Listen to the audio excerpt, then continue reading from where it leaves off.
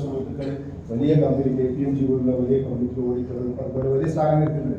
അവരൊക്കെ ആയിരക്കണക്കിന് ആളുകൾ ഇന്റർവ്യൂ ചെയ്യുമ്പോൾ അവർ പറയും ഒരു കുട്ടിയോട് ഞങ്ങൾ SLCക്ക് എത്ര മാർക്ക്, +2 ഡിഗ്രിക്ക് എത്ര മാർക്ക് ചോദിക്കില്ല. ചോദിക്കുന്ന ഒരു ചോദ്യമുണ്ട്, വാട്ട് ആർ ദ ടാലൻസ് ഇല്ല.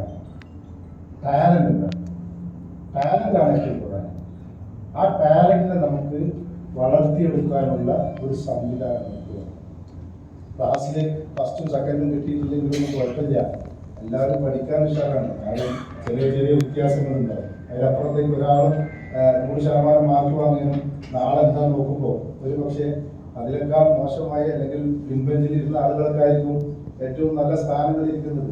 പ്രത്യേകിച്ച് കായിക രംഗത്തൊക്കെ നമുക്കറിയാം വലിയ ഓഫറുകളുള്ള ഒരു കാലഘട്ടത്തിലൂടെ കടന്നു.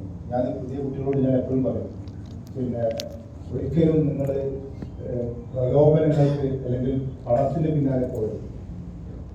അത് കാരണം എന്താണെങ്കിൽ പല കുട്ടികളും എന്നോട് വന്നിട്ട് പറയും, സാറേ എനിക്ക്